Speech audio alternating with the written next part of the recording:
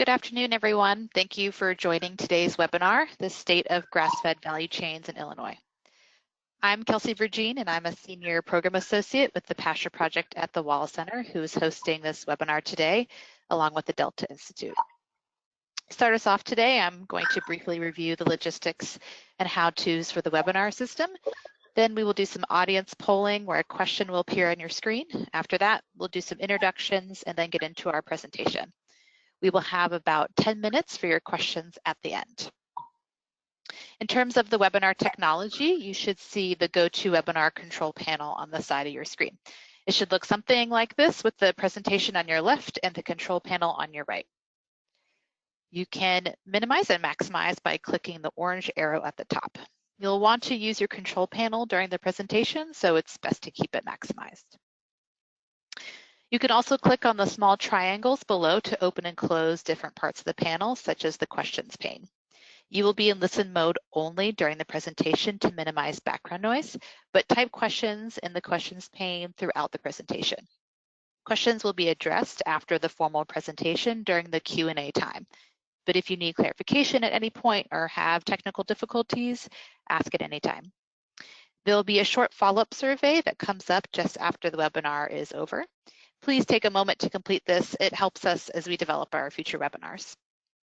I will note that folks calling in without access to a computer will have limited functionality.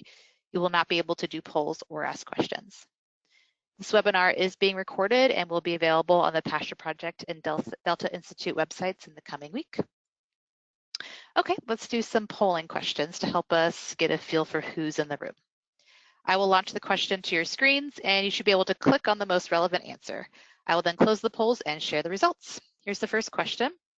What is your primary role in agriculture or livestock value chains? Just select the best answer. Just give it a few seconds here.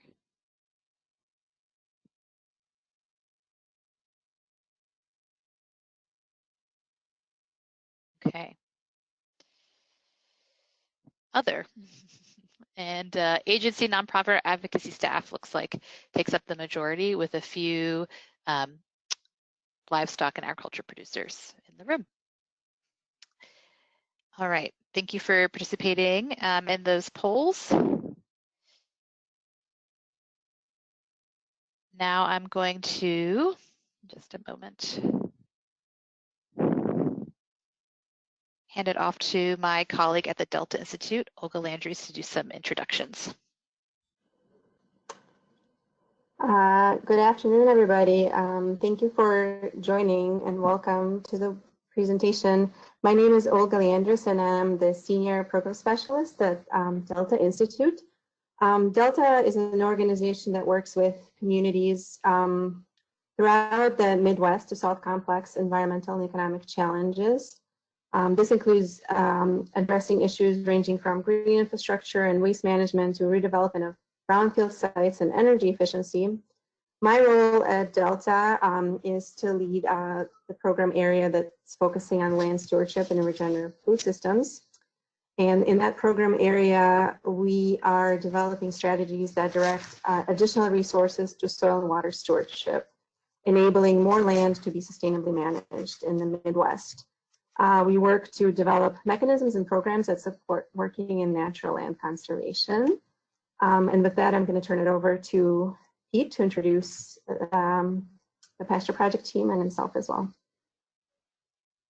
Thanks, Olga.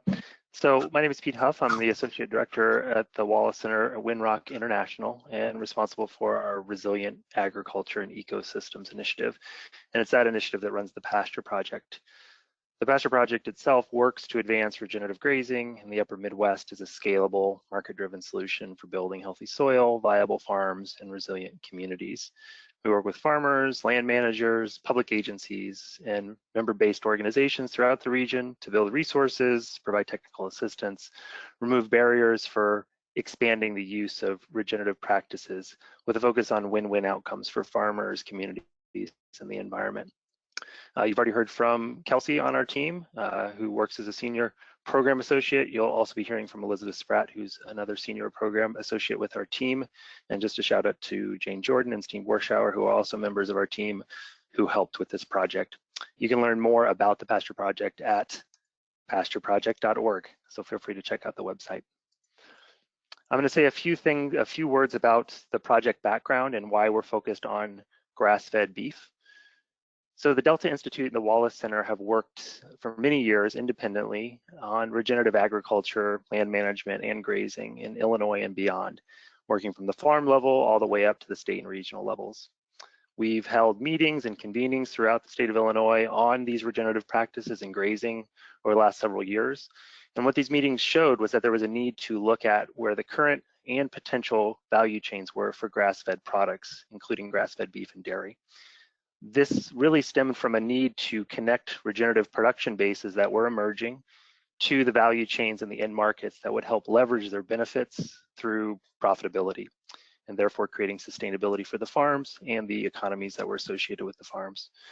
Our project itself came together in a collaboration between the Delta Institute and Wallace Center to explore this and look for these connections and try to understand both current and potential. And we started with beef and dairy. Ultimately, we shifted our project to focus exclusively on beef because of the depth of the research that we wanted to do and the need to do justice to each of those individual sectors, which are similar but have some differences that make them worthy of being treated in their own right. So this work that we're going to share is preliminary. It is the result of 1 year's worth of effort in our collaboration. It's not meant to be definitive. We're hoping it to be exploratory and a starting point for conversations. And really our intention is to grow this work in the coming years. And we have some opportunities to do that both in our partnership and beyond. Just want to make a quick note that this work that we are going to present was supported through funding from the Food Land Opportunity, which is an initiative of the Kinship Foundation and the Chicago Community Trust, which is funded through the Searle funds at the Chicago Community Trust. So wanted to specifically thank our funders for their support as we go through this work. It wouldn't have been possible without you. So to say a few words about Illinois as a whole, you know, Illinois has been and is at times still commonly referred to as the Prairie State. And what you see in front of you is a map of pre-settlement Illinois to present-day Illinois land cover, courtesy of the Nature Conservancy. In pre-settlement, Illinois was 60% prairie, which built deep and productive soils, some of the deepest and most productive soils in the country, if not the world. Agriculture innovation over the years transformed this prairie into farms, leaving less than 1% of the state in prairie today.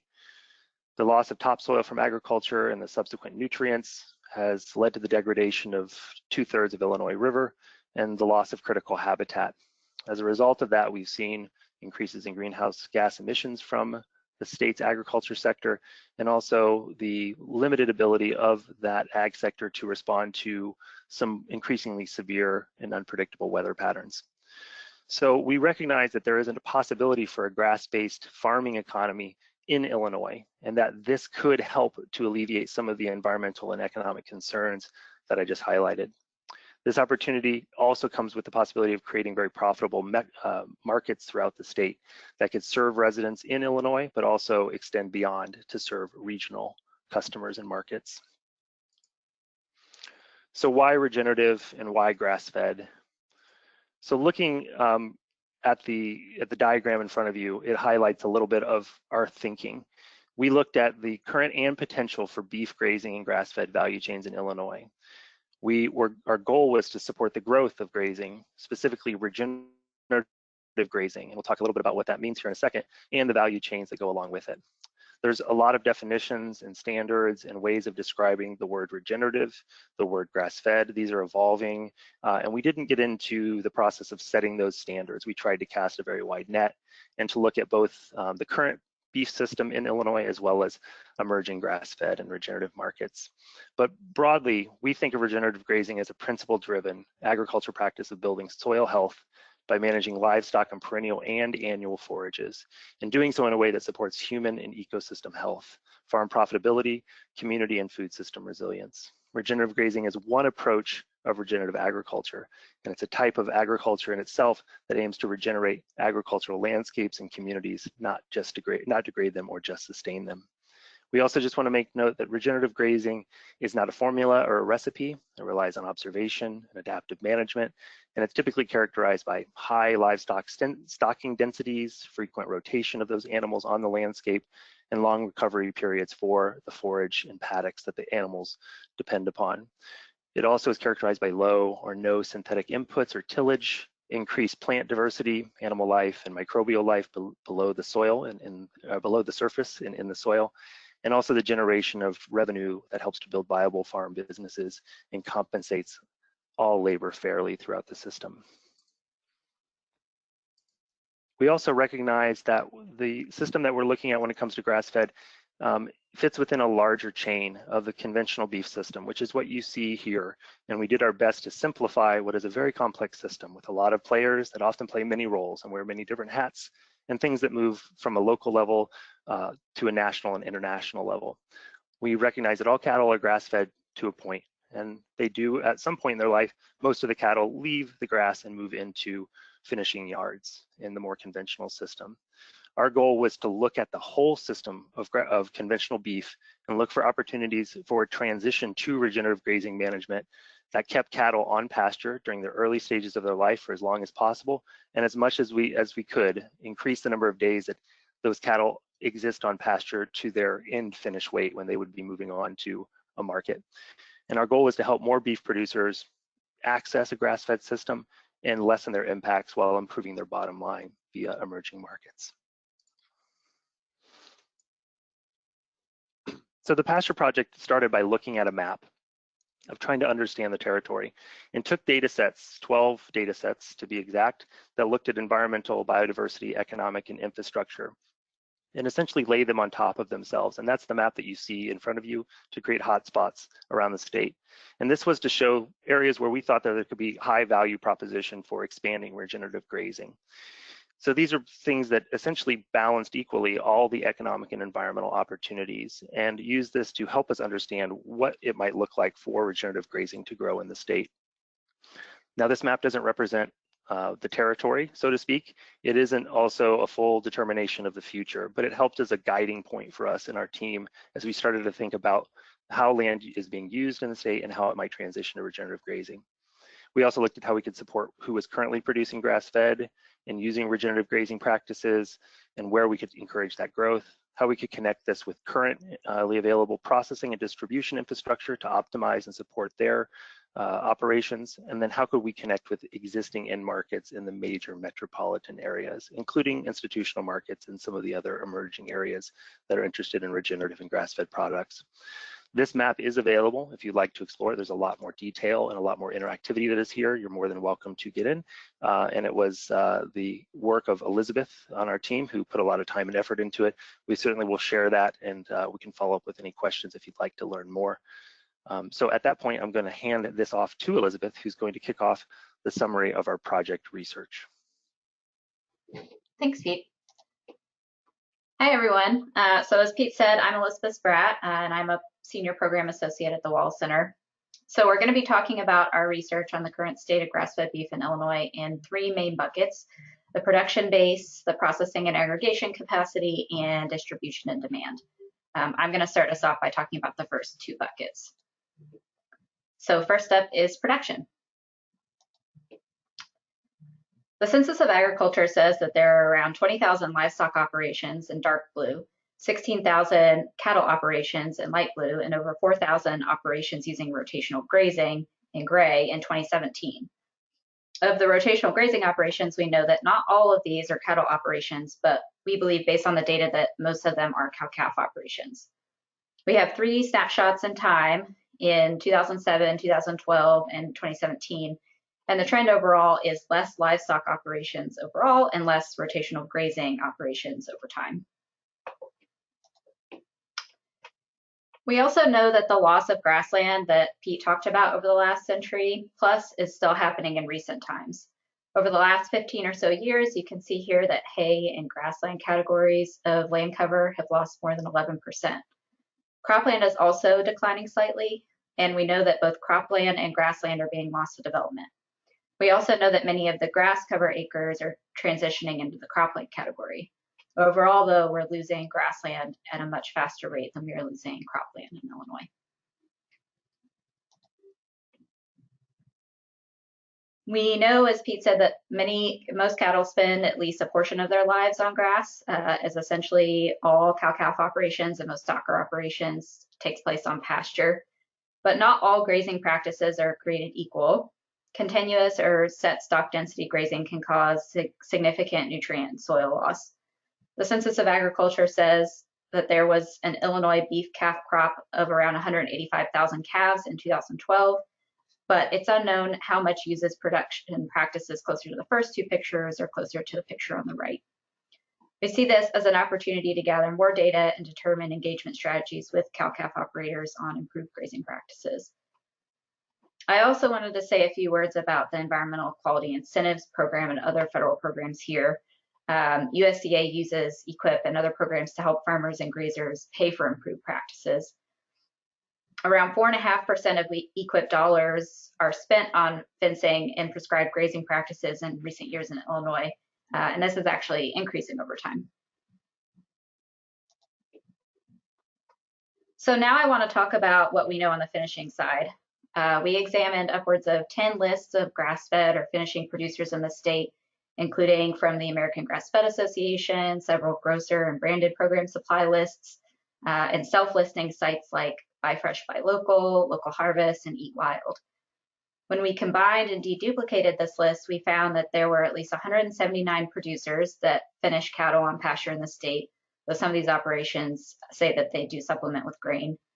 A hotspot of these producers is shown here, and importantly, this map likely underrepresents those who are not direct marketing and who thus have less incentive to list themselves on some of the sites designed to facilitate direct-to-consumer sales.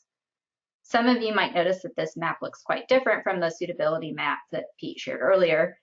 This underrepresentation of people who are selling into branded programs might be one reason, but the other reason might be that we didn't take into account demand centers into the previous analysis, and we were also prioritizing areas on the landscape which currently have low perennial cover and high nutrient export from agriculture, whereas this is looking at the grass-fed producers that actually exist. So we also wanted to take a stab at estimating the amount or the size of current grass finished production in Illinois. So here are some of our best guesses. There's two methods here. Method one uses a rough share, in this case 2% of all the live weight sold in Illinois to estimate, which would be consistent with the national share of grass-fed beef. And method two uses the number of known grass finishers and assumes that they are finishing an average of 25 head apiece, which is taken from a national survey of grass finishers. So ultimately, we ended up estimating about 8,200 grass finished animals in a $27.5 million industry for method one, and about 4,500 grass finished animals and a $15 million industry for method two. Obviously, there's a lot more math and assumptions baked into this analysis. So if you're interested in digging into the details, we'll talk about where you can access the full write-up and methodology for this estimate at the end of the webinar. So for the current status of grass-based production in Illinois, the takeaways are that there have been fewer livestock and grazing operations and less grass cover over time. Most cattle are raised on grass at the cow-calf and stocker stage, but grazing management varies. Many grass finishers are already producing in Illinois, particularly in direct marketing, and are present in all parts of the state. Our production estimate is between $15 and $27.5 million a year, or 4,500 to 8,200 beeves a year. And finally, that more data is needed to better understand grazing practices and grass-fed production volume in Illinois. Next up, I'm going to talk a little bit about what we found for processing and aggregation capacity in the state. So we looked at both USDA and state inspected processors in the state and tried to determine not who was currently serving grass finished producers, but who might serve grass finished producers. For USDA inspected processors, we looked at those who process less than 10,000 head per year and those who report slaughtering at least some beef. We used this cutoff since it seems to be the best proxy for who might serve individual producers or small aggregators. We also included some USDA inspected processors outside of Illinois, but in the neighboring states. This map shows the processors who met that criteria in orange and the reasonable driving distance from a beef producer survey about distance to slaughter. The darkest green is less than 12 miles drive time. The middle green is 12 to 30 miles drive time, and the darkest green is 30 to 50 miles drive time. As you can see here, grass finishers are mostly within 50 miles of a USDA inspected slaughter facility meeting our criteria, with a few exceptions, particularly in parts of Western Illinois. There are 16 USDA inspected processors in Illinois and several just over the state line as well. We also looked at state inspected processors, and for these we included all processors who slaughter at least some beef. Those processors are shown here in blue, and there are 44 that met our criteria. We mapped the same drive times of 12, 30, and 50 miles. And again here, known grass finishers are mostly within 50 miles of a state processor, with the exception of far southern Illinois. So for both types of processors, we feel it may be best to figure out how to enhance and get the infrastructure that we already have to better serve grass-fed producers rather than trying to build new infrastructure from scratch. So now I'm going to touch base on aggregation capacity in Illinois. There are two main ways to maintain a profitable grass finishing operation in the US, either to sell direct to consumer at a high premium, which is a lot of the production we've talked about so far, or sell through branded programs or similar aggregators. Just to put this in context, nationally, about 19% of the grass-fed beef sold is sold through direct marketing, while the rest is sold through branded grass-fed programs. Though we tried to reach out to all the branded programs sourcing from the region, we did not get a great response rate, likely because this market and the accompanying data is seen as highly competitive and sensitive. So instead, we looked at the available national data around branded programs. You can see some of the top programs that sell US produced grass-fed beef here on the right. And we know that at least a few of these are buying from Illinois producers, such as Thousand Hills.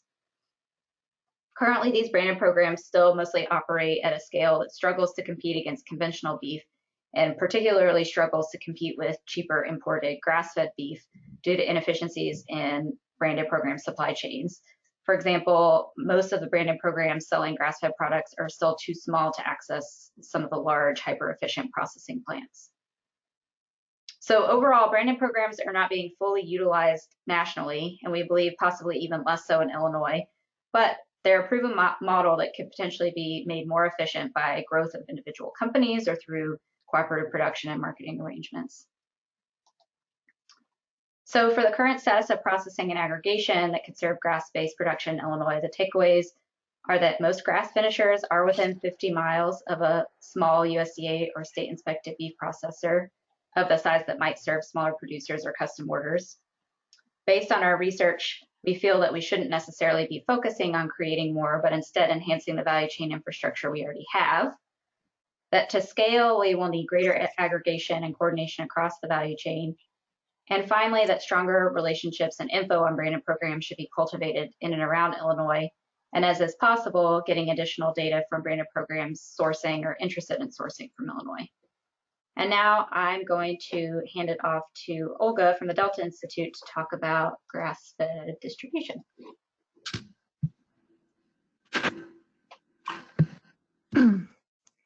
Thank you, Elisabeth.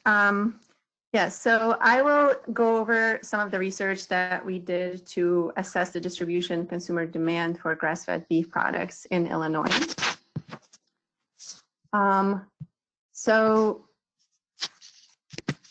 I think we've heard this theme during the presentation already, but one of the things that we really realized early on was that we had a difficult time identifying data that pertains specifically to Illinois about a demand for grass-fed beef products.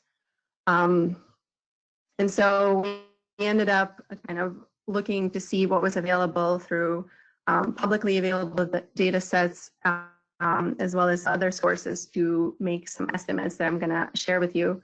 Point of sale data is something that we were particularly interested in, but realized that this is something that is usually privately held data sets behind a paywall, or they don't track the kind of information that we were looking for. We did collaborate with SPINS, which is one of the 3 major private data syndicates to estimate demand through the retail sector, and we'll share that with you in just a minute. Others, such as Technomic, have data on restaurant purchasing volume, but really there's very little comprehensive data on sales through the food industry or direct marketing for grass-fed beef products. There are some federal data sets from USDA, Bureau of Labor Statistics, that we were able to utilize, as well as academic research on consumer demand that we were able to extrapolate some things for this estimate.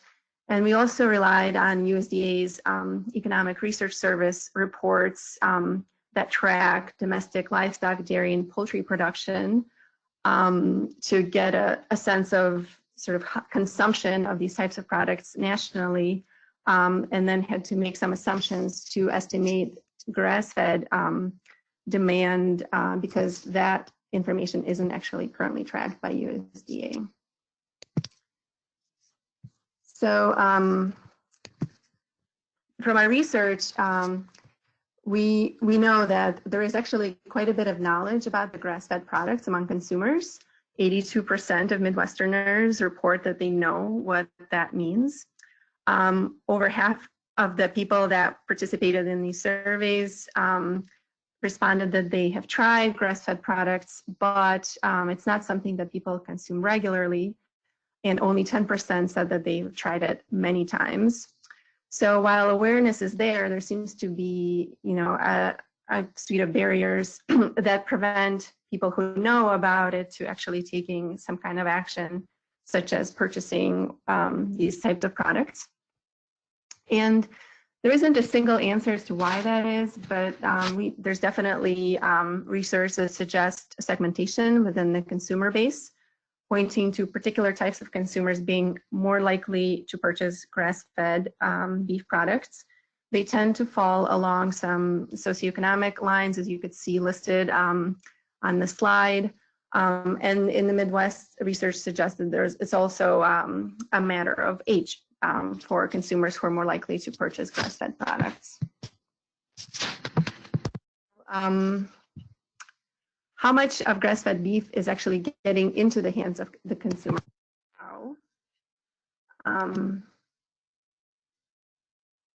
So this is data from several years ago that is looking at the national trends.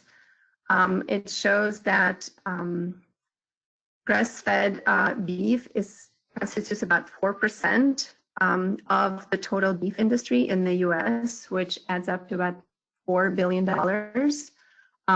However, only a quarter of that is actually sold and as labeled grass-fed. So essentially it's 1% of the total beef industry in the US. Out of that, most of that gets to consumers through retail and food service sector, so restaurants, cafeterias, et cetera. As you can see on the pie chart on the right side of the slide. Direct marketing, which are products sold at farmers markets through CSAs or directly by producers, constitutes about 12% of the distribution. And as Elisabeth already mentioned, national trends also suggest that the largest sources of grass-fed beef to meet this demand come from imports.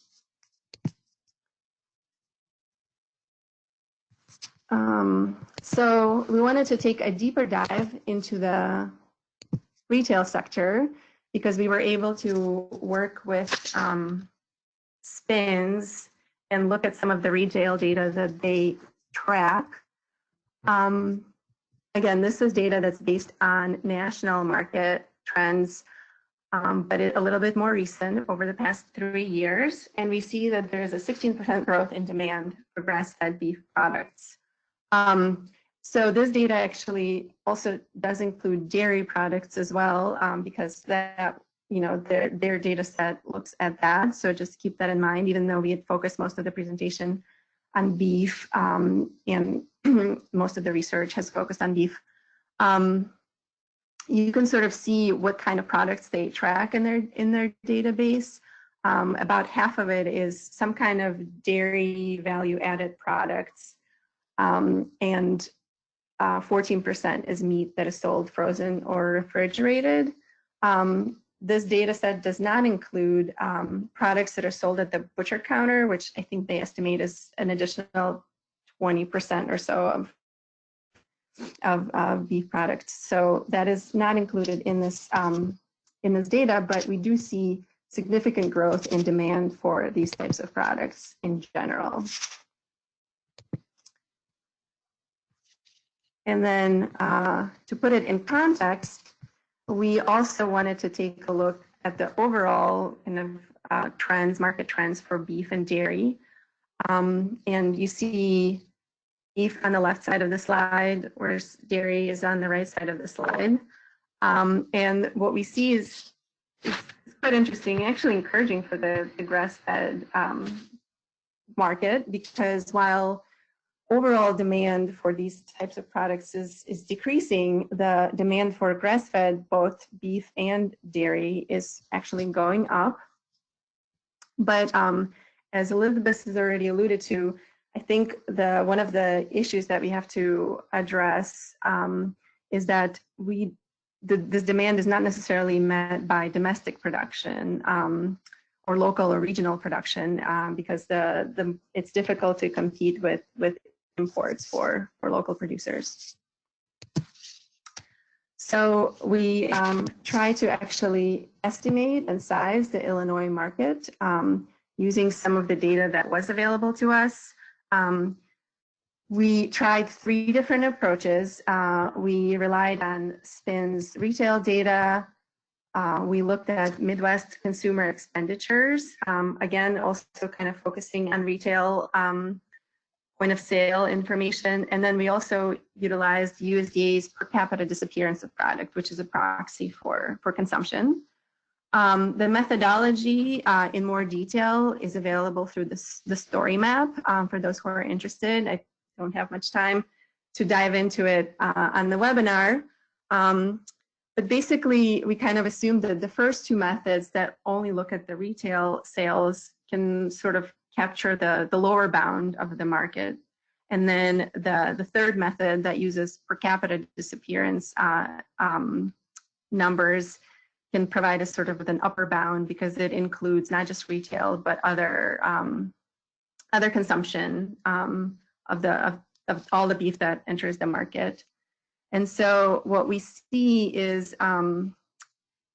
that for beef, the range of the market size is between $6.3 million and $43.1 million.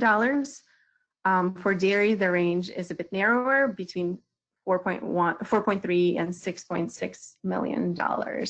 So I do want to say that this is a rough estimate for the size of the Illinois market based on numerous assumptions that we had mentioned throughout the presentation, due to the fact that data on these things is really difficult to track down, especially at the state level.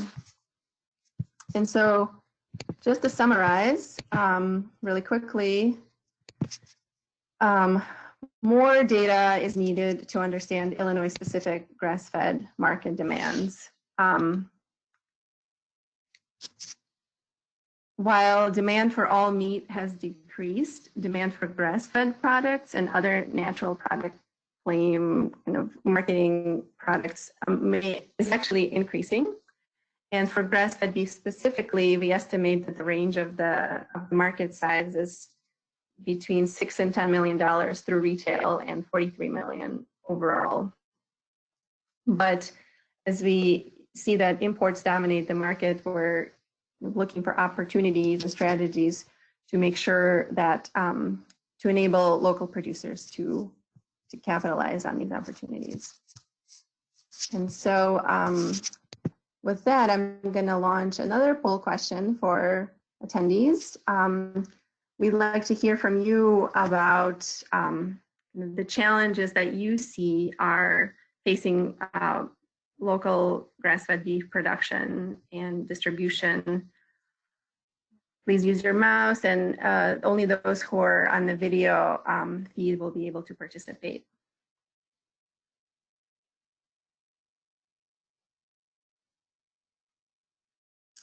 So just to read the question, what is the biggest challenge you have faced in grass-fed beef value chains? You can select one of the answers. Financial limitations, lack of knowledge or technical assistance, lack of consistent volume, lack of market access, or if there's other, you can select that.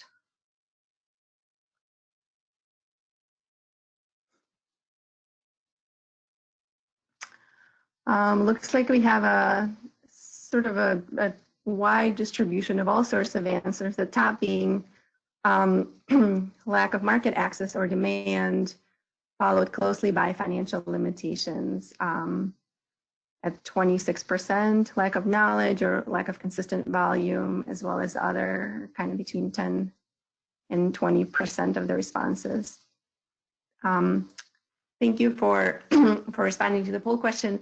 I'm gonna turn it over now to Kelsey to talk about some of the case study that we did that dove deeper into trying to understand what some of these challenges and opportunities are.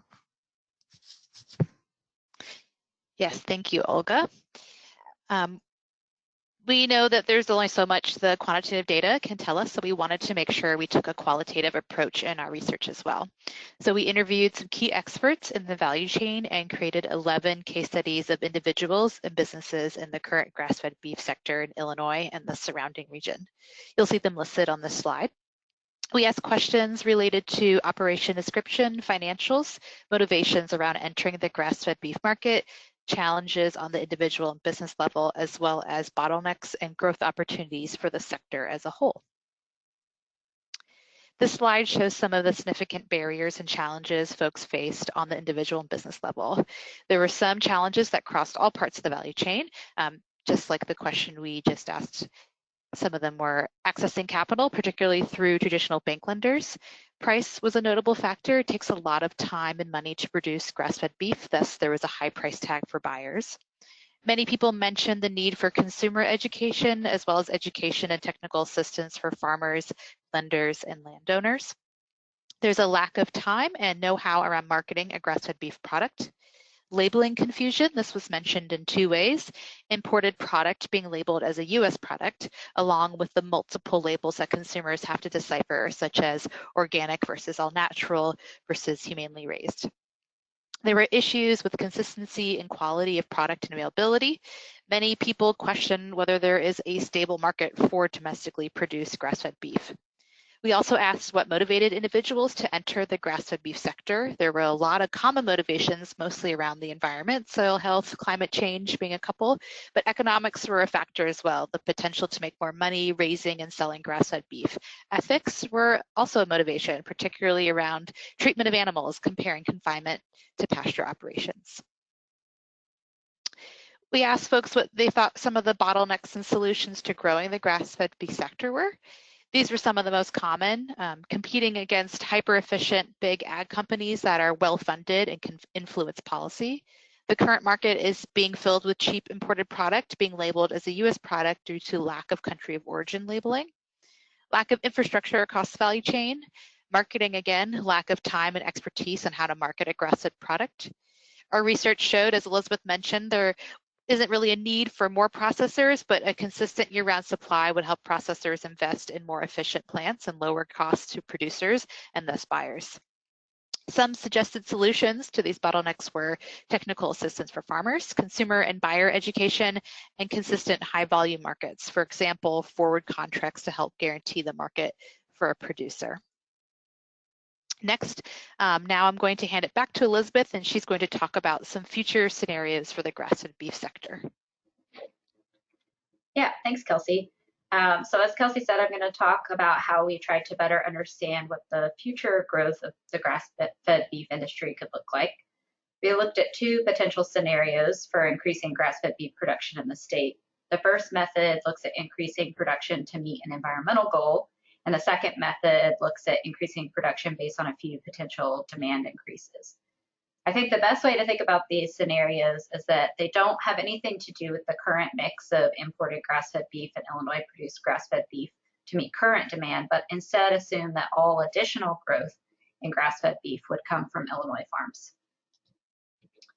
So scenario one looks at increasing production to reach the goals set in the Illinois nutrient loss reduction strategy. The Illinois nutrient loss reduction strategy came out of a requirement by the Gulf Hypoxia Action Plan and sets a goal of reducing nitrogen and phosphorus each by 45%, with some sub-targets to be met along the way by 2025. The nutrient loss reduction strategy includes some of its own scenarios, where each scenario is designed to have a combination of best management practices or nutrient reduction practices that all have to be true to meet the 45% reduction. So the table I'm showing you here is the only scenario that the strategy mentions that includes perennial land cover, highlighted here at the bottom in yellow.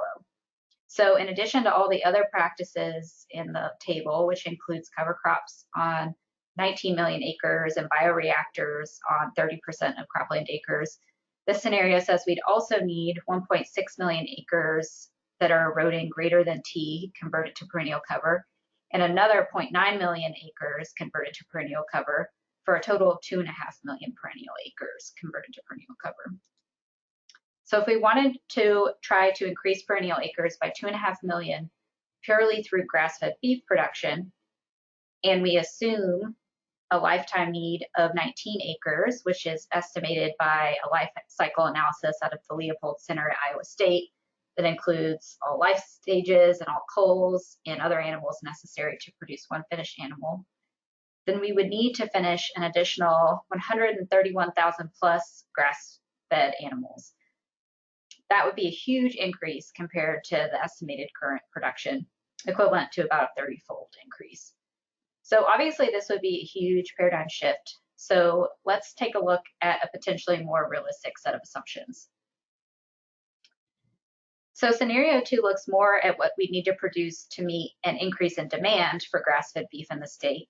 Again, assuming that we're meeting all future growth and demand with Illinois grass-fed beef and not worrying about imported product.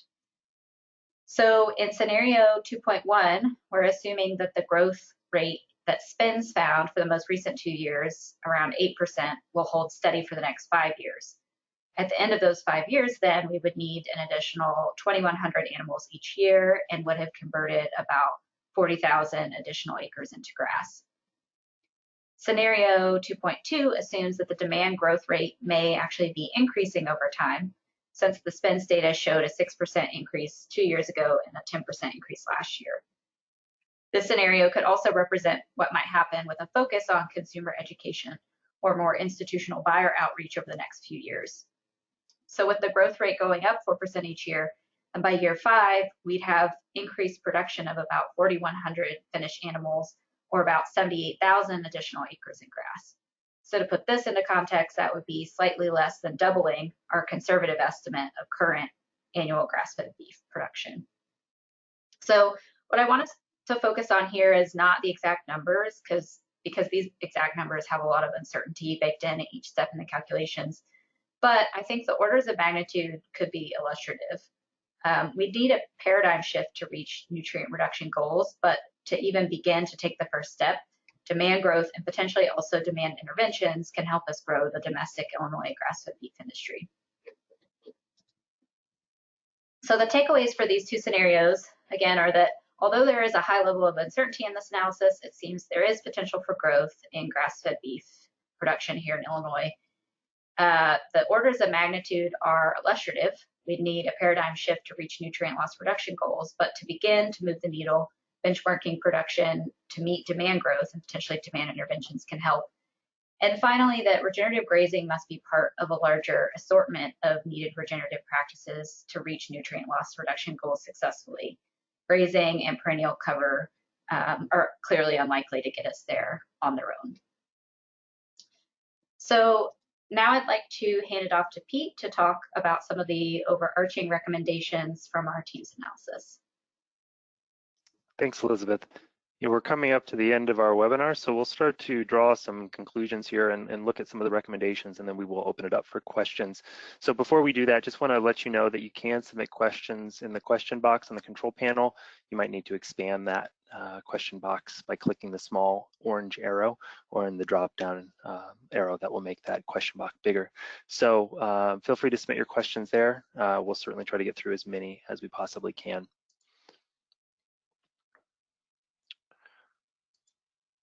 So talking about recommendations, we'll start here. We have quite a few here, and we'll hit them on the high level. There's certainly a lot that is packed into each of these, and we will do our best to give you a broad brushstroke. But these are all areas in which we would look for some potential future work, either by ourselves or from our colleagues.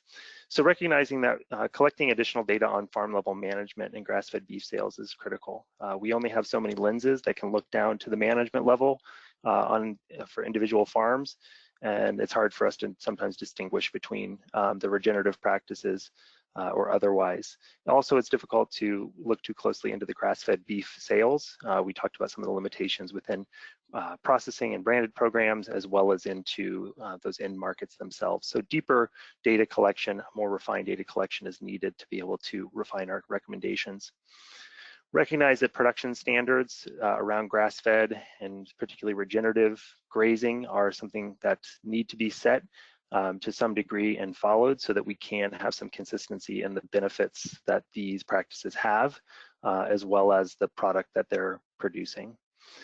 We can see that there's an opportunity to locate and support clusters of grass-fed production, that this was represented on the map that Elisabeth shared, that there are places where there is an aggregation of production and there can be some efficiencies in collaboration, in cooperation, and that can help to create some benefits in accessing end markets. And so supporting clusters in particular is one opportunity in Illinois. We also see that there's an opportunity to develop and pilot some finance mechanisms to help folks transition from where they are to where they might want to be, either in the production or in the processing, as well as in the market development, that there is transition finance that's needed across the board to help folks move into a new direction or expand what they're already doing. We recognize that advocating for rural businesses and community infrastructure is critical. These are farms that exist within communities and have an opportunity to support additional businesses and additional opportunities that are associated with growing grass-fed and grazing.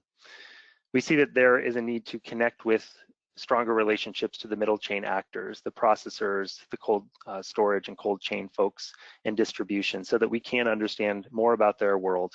Again, as Kelsey mentioned, it was slightly difficult to get access to those individuals to understand their needs and their drivers and how to engage to support them moving in this direction. Moving on to the next set of recommendations, we saw that there might be a potential to look at transitional grass-fed beef value chains, recognizing that there were producers that were not ready to go 100% grass-fed, grass-finished, and that needed an intermediary to support them in that process. And also that there were some markets that were simply unable to access better beef because of the price point of grass-finished, 100% grass-finished. Recognize that this can be a slippery slope, and so this recommendation is made with several caveats, that standards of production and end product is critical, and that ability to help folks along a spectrum of transition through finance, through technical assistance is critical, and to create space for more folks to move in this direction. We see that there's an opportunity to develop a working group of institutional buyers, and that there is interest. They are ruled by their own set of conditions in procurement, as well as their own budgetary limitations. There's also a need for culinary guidance on how to use grass-fed products appropriately and effectively to make sure that the value of that product is fully brought forward. That market differentiation in Illinois for Illinois grass-fed products is critical, so that when they do enter the market, they have the ability to differentiate, similar to efforts that have been made elsewhere around local foods and state-produced products, that there is an opportunity for that within Illinois markets and with Illinois consumers. On a higher level, advocating for federal country of origin labeling laws and looking for ways to protect domestic production is critical. It is a very complicated and big challenge that has a long fight behind it and likely some challenges ahead of it, but it is something that is critical in moving forward. We see there's an opportunity to connect with the small grain value chains that are emerging in Illinois. This is another growing movement, and that they're often seeking similar ends, and they often face similar challenges. There's also places that we can learn about value chain models in other states. This is certainly not the first time that this question has been raised, and there's an opportunity to learn and to share. And finally, we recognize that to create something that's truly regenerative, we have to make space for all people. And recognizing that racial and gender equity in value chain development is critical for regenerative outcomes to truly be possible. It's more than just soil, it's about people and communities and making sure there's a place for all of those individuals within the process. So those are our recommendations. We will leave it there and move into our Q&A portion. We're going to open it up for questions, and just a quick reminder here that you can submit those questions via the question box. We have just under 10 minutes to get to as many of them as possible, which we'll do our best. As you're submitting your question, just a quick note that you can access a full presentation on all of our research, including the methodology, via the link here. There is also, will be available and sent out after this to those that attend, and our contact details are there as well. So we'll go ahead and move into the Q&A portion of this. I'll read through and we will pass it around to get some answers. So the first question that I have is specifically about the map that we showed stacking the data sets. And there was a question about where that is available, if it is publicly available, and if it is available for the entire United States. So Elisabeth, do you want to take that question? Yeah, I can take that question. Thank you for that question. So yeah, I think what we can do is send a story map about that map out after this webinar as well. We did not run it for the entire United States, though I would love to run it for more states. Right now it is for Illinois and Indiana. And yeah, there's a lot more detail in the full write-up. So I think we'll just share that with everyone at the end. Thanks, Elisabeth. Another question was, how do you think our food supply chain experience during COVID-19 will influence grass-fed markets?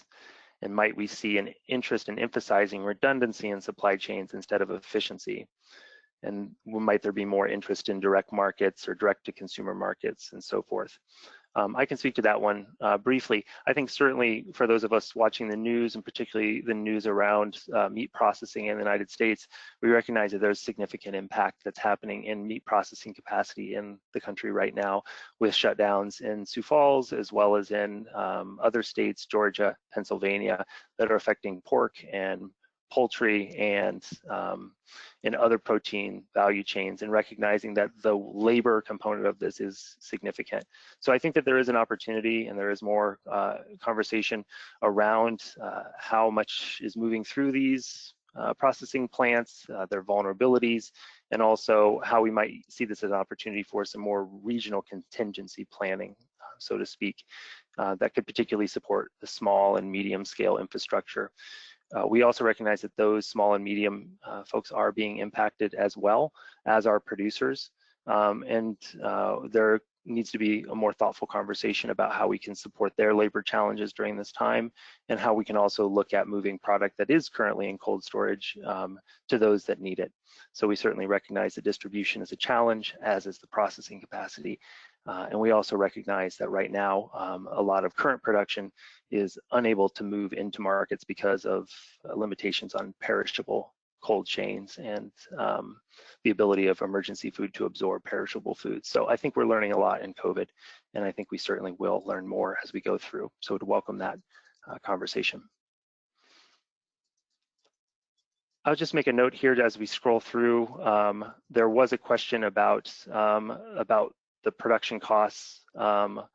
Is the higher production cost a factor of small or average herd size, an overhead cost, or something else? So I think this is specifically asking to some of the limitations for smaller scale producers. I might pass that over to the team and see if there's someone that wants to field that question in specific.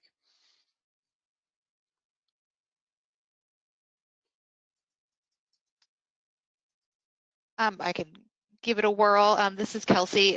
Some of the producers I talked to, I think that what we see is especially new grass-fed beef producers are going to have higher costs as you're trying to get your infrastructure in place. Generally, what we found is that the smaller producers tend to spend more time with direct-to-consumer sales to get a premium for their product, and then the larger operations will sell to branded programs and aggregators and spend more time on their operation. So I think that the idea is that the bigger your operation is, the lower your cost is kind of per animal. But I welcome my colleagues to chime in as well. Yeah, I think that that's a great point, Kelsey. And I think that one of the things that we also were looking at, and going back to that piece around cluster development and how important it can be for looking for building aggregate groups of producers in an area that can help with the kind of knowledge transfer, sharing of equipment, sharing of costs, as well as just general mentorship and also collaboration, moving products into market and looking at cooperative modeling. That certainly came into our considerations when we were looking at how those clusters could be effective and work with those that are already in production and supporting folks that are entering into production or hoping to enter into production. So moving forward, we have a time for a few more questions here. We'll do our best to continue to answer these. And some of them are very specific. I'll do my best to answer some of these because they are complicated. Someone did ask about if we looked at the comparison between foreign production and local production of grass-fed products and where the struggles around competition between the international product versus the domestic product, and where can there be some changes. We certainly recognize that geography plays a part in terms of the production cycle and more year-round production in certain international bases of New Zealand or Australia or other areas that are producing grass-fed beef in particular, and that just their seasonality can have an influence on that, as well as the establishment of their production systems. And then also there are certain implications within global trade that allows for market protection or market access. That is a big and complicated question, and it gets into a lot of politics that I don't think we have time for. But I do think that it is something that is worth further for us to look at a little bit further. We did not look at the direct comparison, though, of the profit and loss of a foreign producer versus someone in Illinois. I think that certainly could be a good follow-up analysis to try to understand that. So here's a question I think that could go for, and maybe Olga, you could field this one. Did we look at the retail price levels for grass-fed beef, and how did we consider what was showing up on the shelf in the attempts to track what was showing up on the shelf in Illinois? So the prices range quite a bit depending on what kind of cut it is.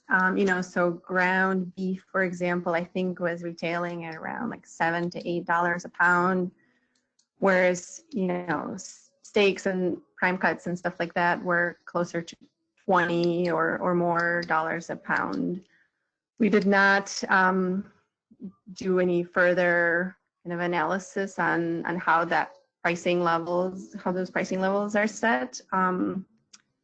But we also just, there's USDA kind of tracks data on average monthly prices, and I think they segment them by region, so we can certainly get those numbers and share them. I don't have them off the top of my head at the moment, though. Great. Thanks, Olga. So I think we have time for just one more here.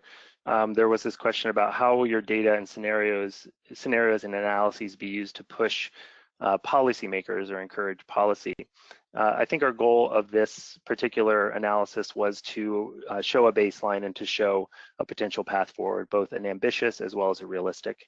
And that creates, the opportunity, the economic opportunity and pathway, and to balance that with the environmental opportunity and impacts of regenerative systems and grass-fed value chains. So it certainly is something that is in our purview in the coming years, is to share this information in the policy sector in Illinois and beyond, because we do see that there are some bottlenecks where the kind of support that could be used to provide more technical assistance, as well as more access to cost share and transition finance could be increased at the state level. And there are some examples that we're looking at, and we definitely would look forward to having a future webinar on that.